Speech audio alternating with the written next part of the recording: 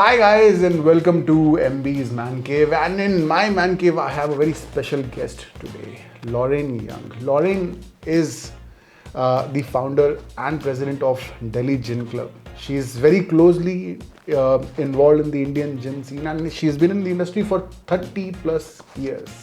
Thank you, Lorraine. Thank you so much for being here. It's an honor and it's a pleasure to have you in the Man Cave, I'm really looking forward to the conversation that we're going to have today. It was something which I've been looking forward for a long time. Thank you so much for being here. Thank you. Thank you. Hi everyone. I'd just like to say, कैसे हो आप मनीष जी? मैं बहुत ही चंगा, तुसी कैसे हो? Oh, बढ़िया. बढ़िया. Oh, क्या बात है. Yeah. That this will add more charm to our video. But yes, I mean honestly, I wanted you to be here. I wanted you to, as I said, I was looking forward to this conversation because gin is something which we are. I mean nowadays when I go to a bar or I meet people, everyone is talking about gin. Yeah. Maybe that was not the case around 4 to 5 years back. But I don't know what happened in those 5 years that gin all of a sudden has become a rage. So, first I would like to know, because as you are so deeply involved in the gin industry and has been for such a long time, tell us first something about the Delhi Gin Club, because there are not a lot of people, things that we get to know. Yeah. I know it's a very exclusive club. It is, yeah. But just tell us something, whatever you like to tell us. Well, the Delhi Gin Club was formed 4 years ago, and it actually started with 9 members. Okay. And I had just come back from Melbourne. I'm Australian, by the way, and I just came back from Melbourne, and couldn't believe the gin scene in Melbourne, all the bars that opened up and the variety of gins that were there from all over the world. And when I came back to Delhi, I thought, wow, something's got to be happening here as well. So we went to the Andaz, and Andaz was the first dedicated gin bar in India. I could be wrong, but I believe it was the first dedicated bar in Delhi. And we went along there and I said to a group of friends, let's start this gin club. And so 9 of us all got together and we went to the Andaz and we had the experience of the gins that was actually designed by the, I don't know what to call him, gin master or that they actually have there. And he used a lot of botanicals like lavender and very strong sort of scented type of botanicals in the mix of gins that he gave us. But the experience was nice, and then we decided, well, maybe we should just start doing other bars around Delhi. So then we became a monthly group where we would meet in various bars, and we would always look for a gin that we'd never had before. And then, of course, the market now has opened up with all the varieties from around the world, also from India. So from 9 membership, we have now grown to over 230 members. 230 members, and I've heard that it's very difficult to get into that group. It is, because I wanted it to be a club where it was dedicated to people who enjoyed gin. And it was not to be anything else but for us to get together, international group, who travel around the world, they buy it from duty free. We can actually exchange. Right, that makes sense. The gins that we've all had and what we've not had. And and once again, I said monthly, it's a friendship club as well. It's going from that to being what it is today. I have a fair bit of gin collection, so maybe, I can also be part of the group, I'm sure you can. Mahesh, let me think about that one, okay? Okay. Well, at least now you'll think about it. At least I've gotten somewhere. But that's very interesting, and I think that's something which it's not like where you thought of it as a business prospect or something because you've been in the industry. It's something something like a group of friends will come up with, and you'll just think, okay, why not start a gin club, and all of a sudden it becomes so big and so exclusive as well. That's really interesting. But and you've been, as you talk about the gin scene in Australia, I know that Australia is also, I would say, maybe going through a gin revolution. But back in the day, you don't really hear like gins coming from Australia, or in fact any other spirit. It's not really. I don't think Australia is very big on making spirits. They don't There are some, craft distilleries. So I'm sure back in the day, gin was still, something which you would get, like, you will be more exposed to the international brands, and they are very limited. So what drove you towards gin, not towards any other product, that was more like prominent during that time? Mash, my love for gin started when I was 14 years of age. 14 years old? Yeah, Okay. 14. I grew up in England and I was educated in England. I came from a town called Harlow in Essex, and I would go past this gin distillery called Gilbey's. Okay, Gilbey's, yes. On my way to school. And I've always wondered it was a very big distillery, always wondered about this Gilbey's. And we had to do a project at school. And so I went to the teacher and said, is there any way we can actually have a tour of this Gilbey's gin distillery? And so we went as young students. As I said, I was 14. And I was so impressed, and I just couldn't believe the way, I'm talking about the 70s, where today when you look at the technology of how they will be doing it to what it was like back then, it was fascinating then. And I said to myself, when I get to that age that I can actually drink, my first drink is going to be So gin. you didn't actually drink it at 14, it was only a tour? No, Okay. no, not at all. Okay. And then when I got to that age where I could consume a gin, I went to our local pub, which was called the Marquis in Harlow, and I had my very first drink, and it was a gimlet. A gimlet. Do you know what a gimlet is? Yes. A gin, lime cordial, and Yeah. you had soda in that? Ice. Yeah, ice. Okay. And just shake it. Yeah. And that was my very first experience with gin, and then I became a dedicated lover of gin. From that time on, back in the 70s. That's really fascinating. And at 14, you knew what exactly you wanted to, you wanted to do. And at 14, I wanted to become an astronaut, and I'm on my way. I'm on the path. I'm on the right path. I know that. I mean, I just want to be, like rich enough like Jeff Bezos, and and I'll go to space. We all have dreams. To space for like 400 days. Yes, so I'm on the right path. I know that. So, but that's really a fascinating story, and and like, of course, brand like Gilbey's, there are so many other brands we knew from back in the day, and they're still running. They're still going strong. But we're also seeing so many new brands coming in. But by the way, before we talk about that, why should we start drinking as well? Because we're talking gin, so thank you. Drink some gin as well. Yes, cheers. Thank you. Can you tell me what this is? First, take a sip, and then I'll tell you. Oh wow! It's very bitter. It's bitter, yeah. So it's a Negroni, which is one of my favorite cocktails. But for gin, I used Cobalto 17, which is one of my favorite gin and one of your favorite gin, and also the sponsor of today's video. Thank you so much, Cobalto 17 Gin, for sponsoring the video and giving us the opportunity to have this conversation. And for I used vermouth, dry vermouth, and instead of using Campari, I used the Zenta absinthe, the orange absinthe, which is something different. I mean, it's in the same league of Campari, but it's different. I like something which is not very sweet. Sometimes I find Campari to be a bit more sweet, so I use this, and it's really amazing. Do you like it? I like it, but I think it's an acquired taste. It is. I mean, Negroni is an acquired taste, so it's not something which I would never recommend people to just go for Negroni as their first gin cocktail, because it takes time to get used to the gin.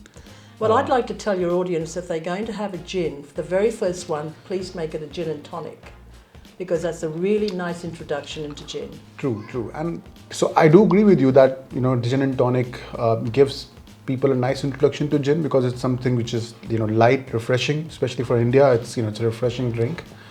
But at the same time, I also feel somewhere that people get stuck on gin and tonic. They feel when they see gin, they just relate it to gin and tonic. They don't look beyond. And is that something which you think is the case? You agree with me, or do you? Well, I think today, when I look at gin and tonics, when I was drinking it back many years ago, I think the opportunity that the young audience have today is the variety of tonic waters on the market. Yes. So I grew up with Schweppes, and Schweppes has been like the tonic for many years. But now I'm so surprised, just in India itself, how many companies are coming along with some flavoursome, wonderful tonics. That's true. And I had a gin and tonic yesterday with a hibiscus tonic water, and it was delicious. So, okay, if you've not had gin, try it with a flavoured tonic. Obviously, cocktails is magic. That's the way to go today, because there are some amazing cocktail mixologists out there that are mixing cocktails with gin that are mind-blowing. I had one on Saturday that was made with peppercorns, and it blew my head off because it was so spicy, but it was delicious. That's really wonderful. And I think, yes, that makes sense, that back in the day we used to have just Schweppes, but people who are drinking gin and tonic now, you can at least, try different variations of gin and tonic, gin with a flavored tonic water, and so you're getting something, a new experience, and from there you can graduate to like cocktails like Negroni, and you can try different variations, because I personally feel that gin is something which is not just made for gin and tonic. There is a lot more to gin, absolutely. and that's why I think people were apprehensive in getting a bottle of gin in their home bar, because they would, they used to think that we don't drink gin and tonic, so what's the point of getting a bottle So, of gin? Raj, going back to the gin club, when we meet once a month, it's not just about us drinking gin and tonic. What we do is, with every bar that we go to, we ask the mixologists to please provide us 5 of their signature cocktails, Wow. which then gives the bartender or or mixologist an opportunity to be creative and to be able to create these 5 cocktails. And then what we do at the end of it is we choose as a group that's there the best cocktail. And hopefully at the end of the year we will have a competition. And we will have the best cocktail for the Delhi Gin Club from all the venues that So where do you think I stand with this? Look, I think this is really nice. It really is lovely. I can see in your expression. I don't want to. I don't want to say to you this is the best one I've ever had, because you've invited me so kindly to be on your show. I'll improve. It's not bad. I mean, I'll improve. Don't worry. But I think the blend of everything in it is really nice, and for me, I think it's more of a winter drink because of the True, it's bitterness quite bitter and quite warm. it's lovely. I think on a cold day to drink something like this. True. My personal feelings. Yeah, I agree. I mean, I would say that Negroni is more of a winter drink, but in India, we hardly get any winter, so I can drink anything anytime. Yeah, look, I think it's like anything. If you'll enjoy wine, you can drink. It doesn't have to be a particular grape. You can enjoy any wine. It's the same with the gins. Absolutely. Any spirit. You can just enjoy it. With so many gins that are coming into India, I mean, it's just mind-blowing that, just 5 years back, we used to have like maybe 4 or 5 different varieties of gin, and today you can get like at least 50. Yeah. What do you think is the reason, what has changed over the last 5 years? Well, what I love about gin is the history of gin. Okay, gin has so many stories going right back to the 13th century, to the 17th century, and then we're looking into the 1900s. Gin has had very highs and gin has had lows. Now, right about 1970, it wasn't an in drink. Nobody was drinking it. It was, I don't know, just went out of fashion, I suppose. And then we had vodka, became a big craze. And then something happened after the 80s where gin distilleries were changing, because we've had the classic gins for so long, which is timeless. You cannot get away from your Tanquerays and your Hendricks and these classic gins that have been around. I mean, Gordon's has been around since 1857. True. So and we're still drinking it today in 2022. So they're classics. But I think now the distilleries has decided that the botanicals are making big changes now in gin. Yeah. So we have now a market where experimental is happening a lot around the world. And these amazing gins are coming out from everywhere. And India, for me, is like, I'm so happy to see the choices we have. From the states like Jaisalmer to Goa to, I don't know, the Goans are just going crazy. There are so many distilleries happening over there with so many choices of gin. They are. And we'll get to this because, of course, that's a big topic of discussion when we talk about gins that are being made in India. But coming back to what you were saying, that, of course, there are some classic gins like, the London Dry, the Old Toms, the Bath, the old gins, the types that we get. But I think in the last 5 years, we've seen that, we're seeing that companies are no longer, just limiting themselves to a classic type of gin. They're just saying, okay, we want this botanical and this one, let's see what we get, come up with. and that is just fascinating. And it's not like, they're going crazy with botanicals, like, a gin like Cobalto, which uses just 6 botanicals, and they're doing such an amazing job with just those limited botanicals, and it comes out really nicely. At the same time, I also feel that of course we have the big names like the Gordons, the Hendricks, which are probably available worldwide. But then again, there are some gins like, a gin that comes from Portugal, which, I mean, you wouldn't imagine a gin made in Portugal, would be available in India maybe 5 years ago, because India was never considered to be like that, a very important market for, for gin. Yeah. But now I think even international brands are realizing the potential that India has for, for their gin, that they are giving it priorities over maybe some other markets. I mean, would you say that that's the case? Because I wouldn't say that, Cobalto is a brand which, it's more like an exotic brand, which is not available like, everywhere, but it's available here because India is an important market. Yeah, so can I talk about Cobalto, how Sure. I got introduced to it? Yes, sure. Yeah, I went to the launch of Cobalto about, I think it was 2018, and it was launched at the Portuguese embassy. I'm Australian, so basically Australians it's all about our wines, it's all about our gins. We're very parochial. And the beer. And our beer, so it's very difficult for us to turn around and say, oh, this is great wine, if it's French or, I'm sorry guys, but that's just who I am, an Australian. So, and we have even in Australia, we have South Australia and Western Australia, and we all compete with each other for the best wines. So when it comes to Cobalto, when I was there, and it was I remember it being a really hot evening, and this launch was happening, and I had my very first taste of this gin, and I went, wow, it is so light, it is so delicate, and it was so hot that day that I found it quite refreshing, because it wasn't heavy. So that was my first introduction to the Cobalto 17, which is beautiful. Nice. And as I said, the Portuguese ambassador was there too, and the region that it comes from, he was familiar with. So we were, interested to. I do think promote I do it. think it's a very good gin for summer. It's one of the best gins for summertime because of the botanicals they use.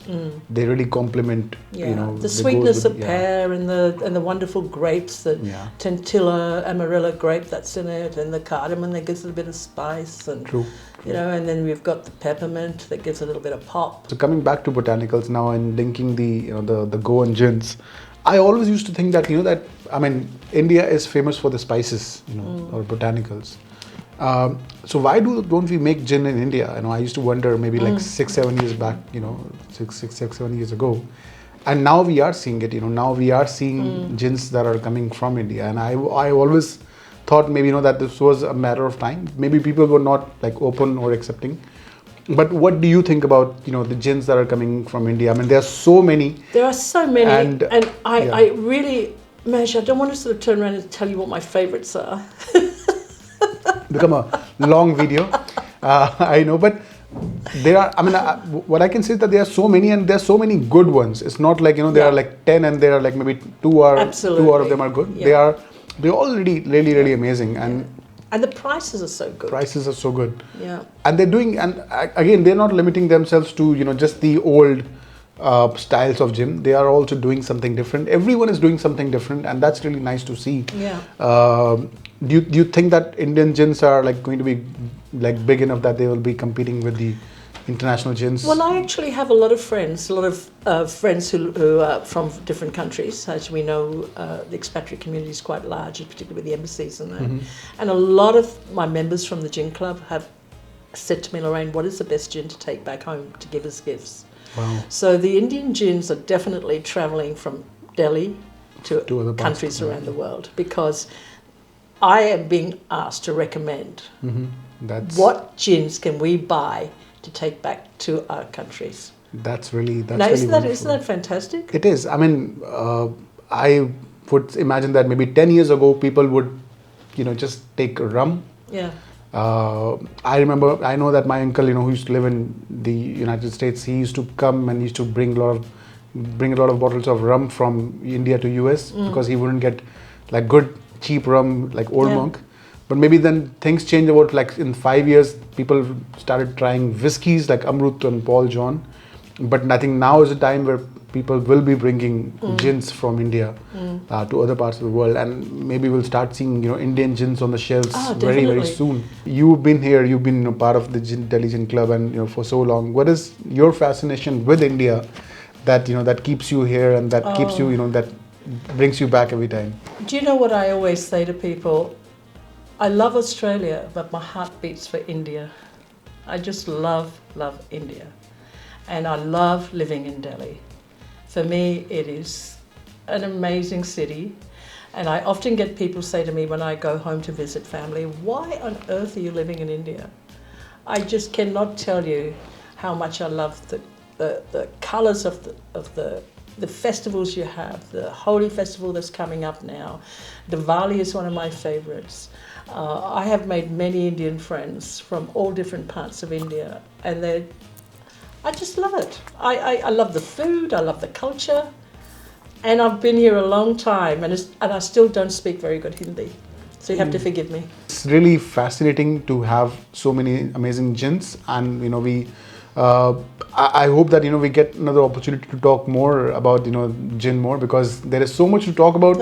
And there is and as the scene continues to evolve, I'm sure there will be new developments, and we'll get a chance to discuss this in detail and in further details. And if you guys have any questions that you would like us to address, maybe in a future video, let us know, and we'll try to cover all those things in the video. And that if we get an opportunity to do another collaboration soon.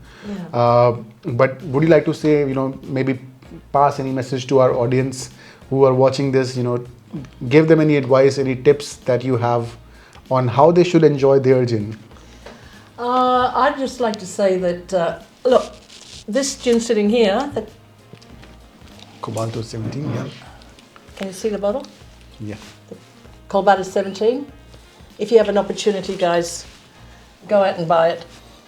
Not just because they are our sponsors for the video. They are. I mean, it's actually a good gin. It is a nice gin, and I mentioned to you that I experienced it 4 years ago when they did the launch. And running a gin club, we get opportunities to try so many gins, and do get into gin, because gin is. People say I don't like gin. Well, there's so many varieties of gin now. You can have a gin with beautiful sweetness, bitterness. I just cannot begin to tell you that I cannot. People ask me what my favourite gin is, and every week or every month there's a new gin on the market that I can't turn around and say, look, this is my favourite. All I'm saying is try it, and try it simple for the first time. Gin, a little bit of, as I mentioned, there's all the flavoured type of tonic waters that are on the market. The other one is experiment with cocktails. You can Google all sorts of cocktails now and have a go at making it at home. But I just hope you guys will enjoy gin, and I'm pretty sure you will, like I do. Like I started when I was 14, and I'm quite sure there's a big audience out there that are young that will also take to enjoying it as well. I hope there are no 14 years old watching. But yes, I mean, that's a wonderful message, and I always tell everyone that always try to experiment, always try something new, because there's so many wonderful things to try. I don't know which gin you're drinking right now, but do try out Cobalto next time you go to a liquor store. But at the same time, try out different things. See what else is there, because there are so many amazing types of gins. You will not, to fall in love with gin, you have to try all of them. Yeah, and keep trying them, because they keep coming on the market all the time. Absolutely. So keep buying gins. Cheers. So cheers to gin, and thank you so much everyone for joining us for the video. Like the video, share it with your friends, and subscribe to the channel. See you guys soon. Till then, cheers. Cheers.